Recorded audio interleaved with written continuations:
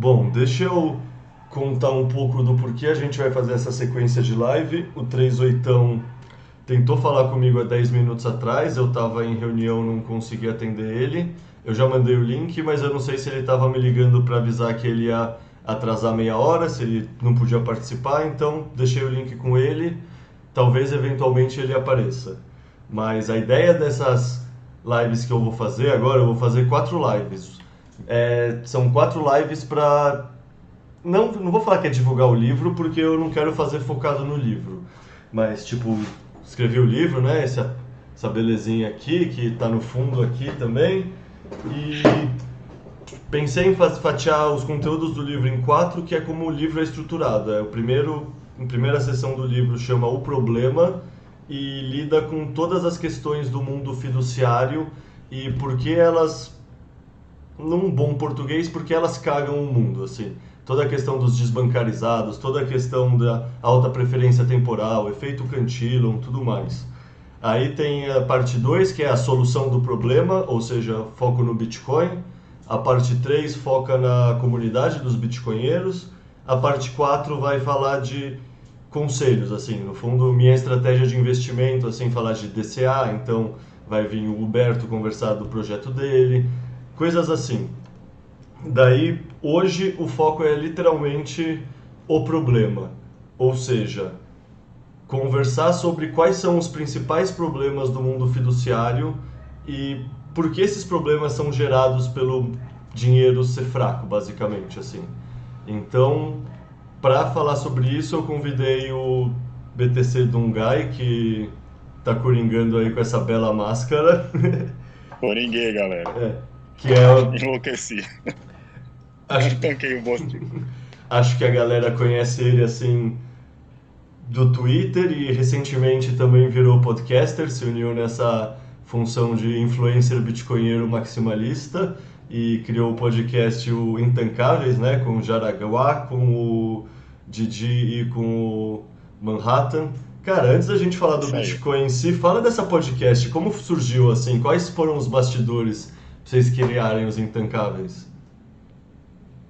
Olha, o Manhattan ele já organizava de vez em quando, uma vez ou outra, algum Twitter Spaces lá para comentar as últimas notícias, ou quando o Bitcoin caía, ou quando o Elon Musk falava alguma merda.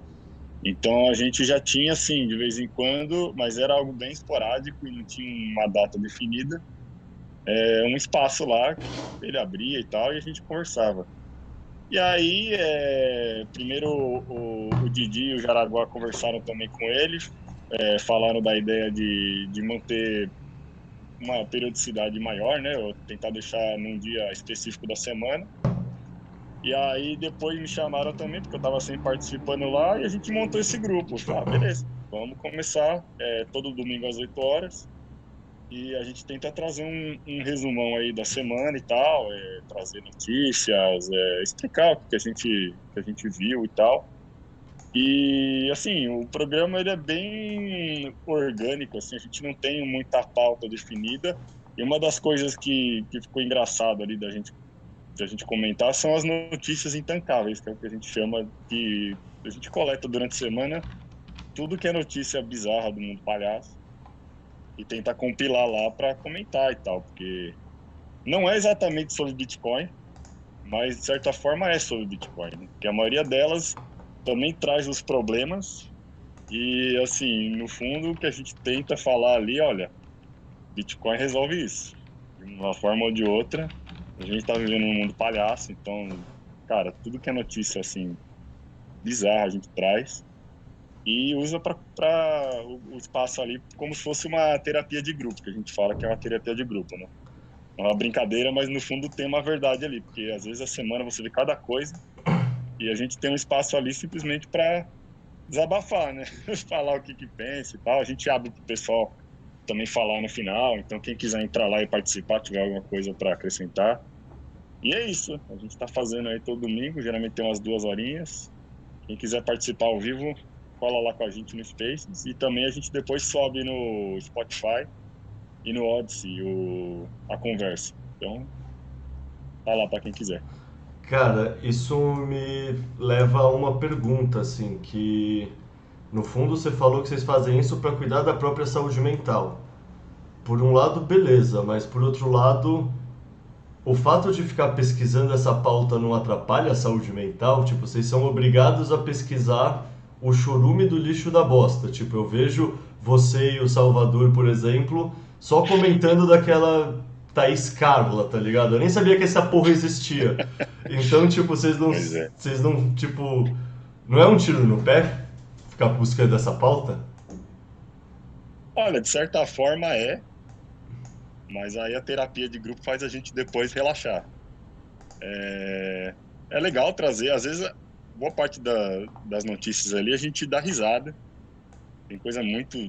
É tão bizarro às vezes que você ri, mas tem coisa também que você fala, meu Deus do céu, olha o estado de tantas coisas.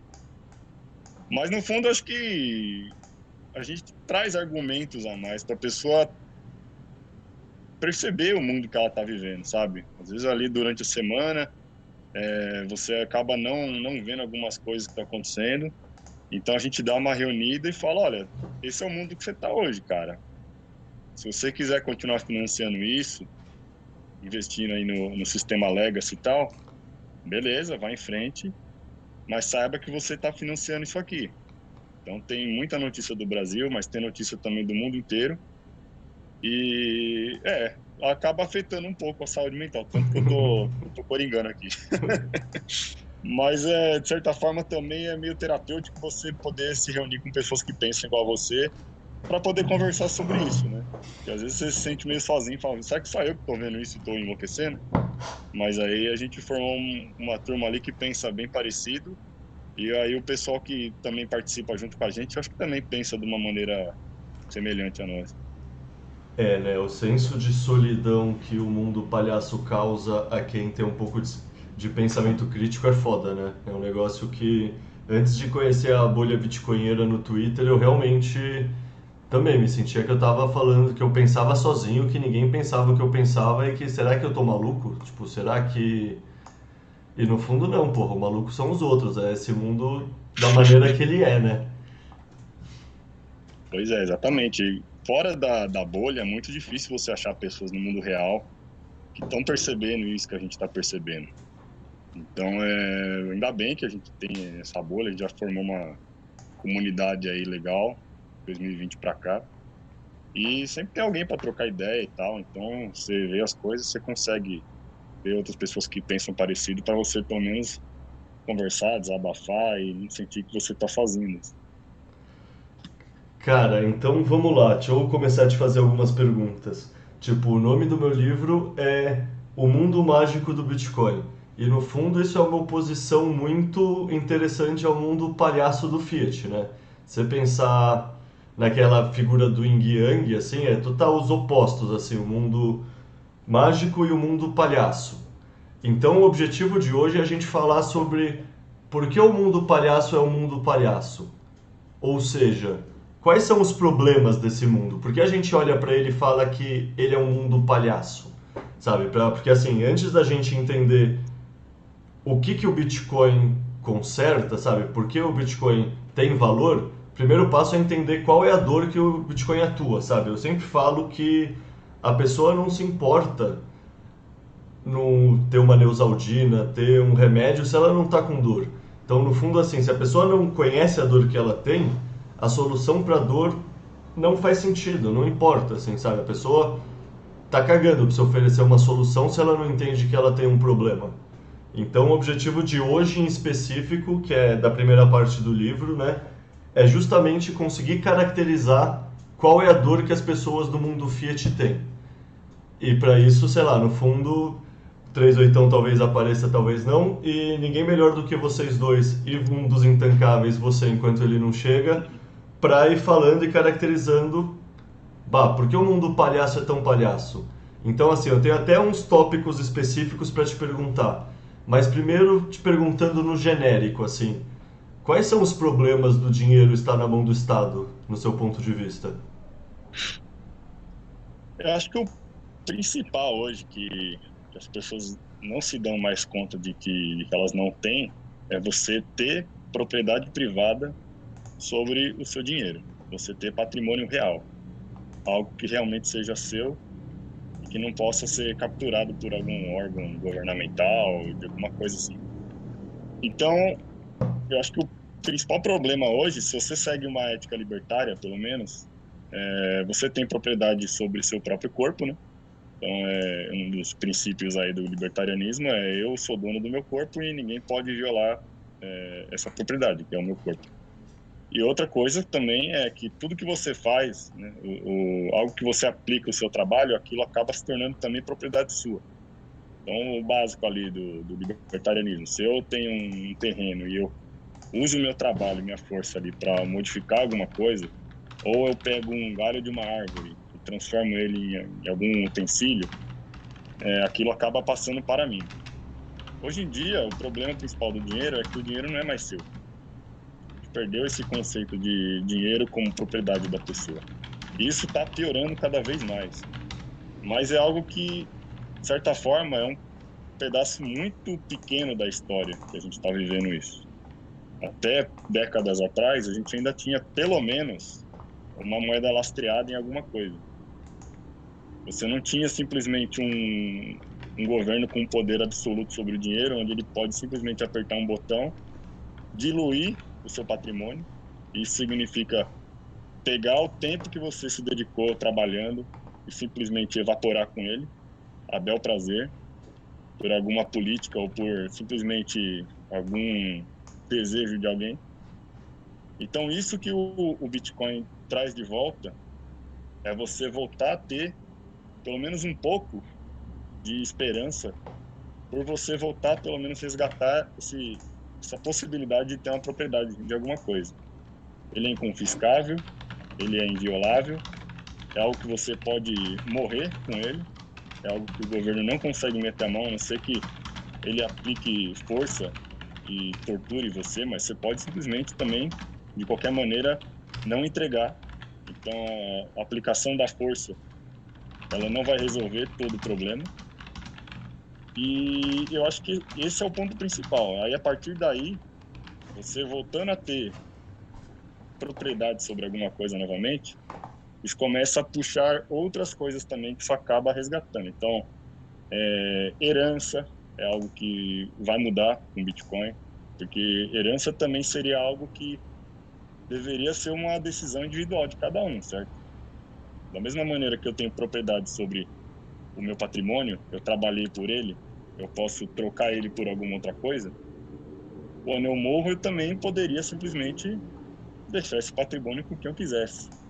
Se eu não quiser deixar com ninguém, se eu quiser evaporar com ele, se eu quiser doar para uma pessoa qualquer, que não seja parente meu, isso é um direito meu, porque é meu patrimônio. Eu trabalhei por ele, ele deveria ser exclusivamente meu, mas até isso hoje o governo quer meter a mão. Então, tem imposto sobre patrimônio, tem imposto sobre herança, tem imposto sobre renda, tem imposto sobre tudo. Você não é mais dono de nada. Aí o dinheiro que você também tem no banco, ele não é seu, ele é do banco. Então, tudo hoje em dia, se você olhar, você não tem mais propriedade de nada. Terreno, essas coisas, você também não tem propriedade. Você tem uma concessão estatal e, dependendo do governo que subir, você perde essa concessão. Ou o governo pode te atacar aumentando os impostos a ponto de você ser obrigado a vender aquilo, ou simplesmente tirando o seu direito do dia para a noite, com alguma lei maluca. Você não está usando esse terreno aqui, você não está cumprindo a função social dele. Isso está na Constituição. A qualquer momento, um governo pode ir lá e falar: bom, já que você não está cumprindo aqui a função social do terreno, ele não é mais seu. Então, dá ele para cá. Então, esse eu acho que é um dos pontos principais. O problema principal hoje não tem como você ter propriedade privada no sistema Legacy. Não tem nada é seu. E o Bitcoin restaura isso. Ele te dá esse poder de volta.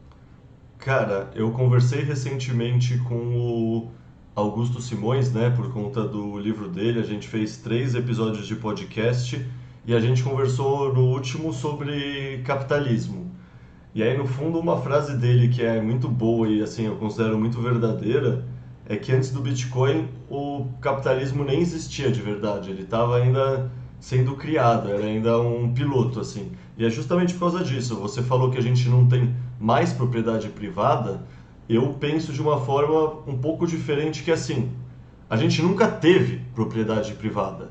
Tipo, a gente, talvez beleza, tipo, não tinha a coisa da função social na legislação. Alô? Boa, 38. Salve, salve, garoto. Opa! Chegou o mestre.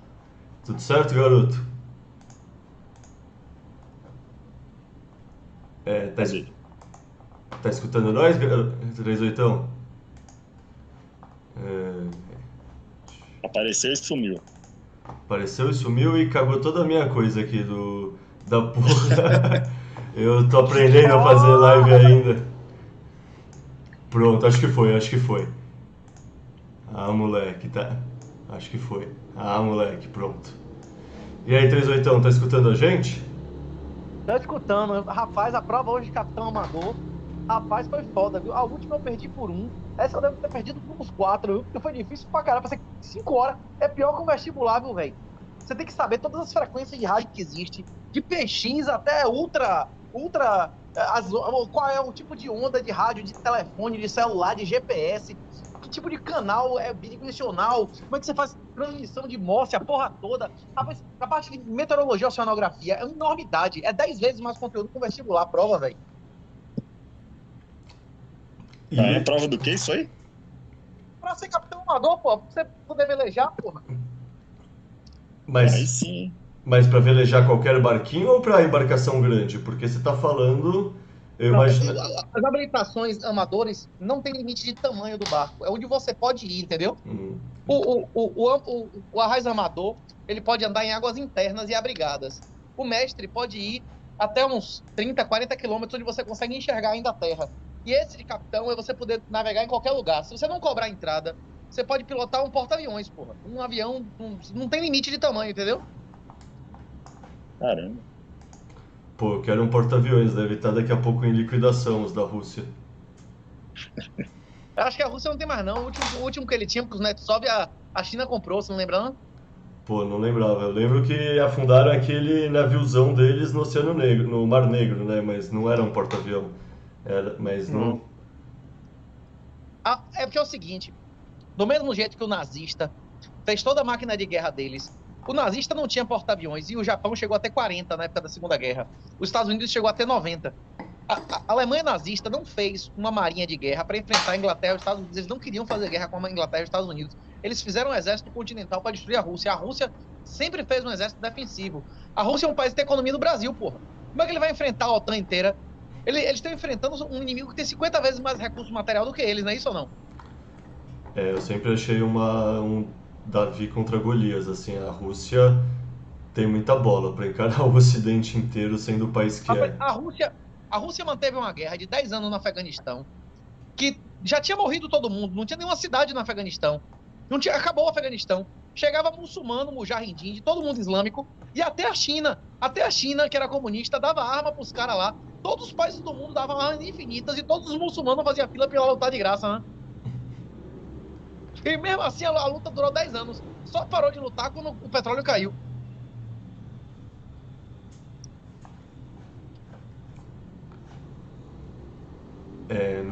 Eu lembro da guerra do Afeganistão, que no fundo isso aí é o começo de toda a criação da Al-Qaeda, né? Tem toda aquela reportagem que fala que mostra o Osama Bin Laden como um mujahideen, que é esses.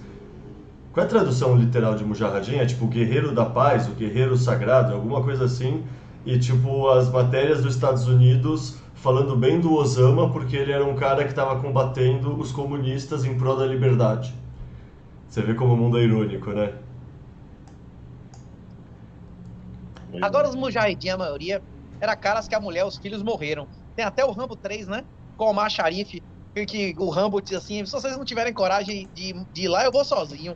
Aí o Omar Sharif fala assim, eu acho que você não compreende a nossa situação. Nós todos aqui já morremos. Todo mundo aqui já morreu. A gente já fez um juramento de morte. Morrer agora, fisicamente, é a nossa honra máxima. A gente deseja a morte, a gente não tem medo de morrer. A gente tem medo de morrer de morte natural, não é isso ou não? Você lembra desse diálogo de Rambo 3? Pô, não lembro, cara. Eu sempre fui mais dos O rock Rambo chega pros balboas. caras e diz assim, se vocês não quiserem ir, eu vou sozinho. Aí o cara fala assim, eu acho que você não entendeu a situação bem aqui. A nosso medo é morrer de morte natural. Todo mundo aqui já morreu espiritualmente. As nossas famílias já morreram. Nós juramos morrer e nós desejamos morrer o mais rápido possível. E aí e agora, no Afeganistão, tem uma raça de macho mais homem do que eles, que é o Talibã. Porque o Mujahideen é um cara que tinha filha, que tinha mulher, que teve mãe. O Talibã, a maioria dos caras, nunca viram uma mulher até 18 anos. É o macho universal, não é isso? Caramba, que triste, né? Por quê? Triste, né? Não ver mulher até os 18. Não, o cara nunca viu uma mãe, ele não teve contato com mãe, com irmã, com porra nenhuma. Eles foram criados em instituições religiosas, aprendendo fundamentalismo e guerra, artes marciais a vida inteira, porra. O cara vê uma mulher como uma coisa. Como realmente comprar um cachorro, um cavalo, é?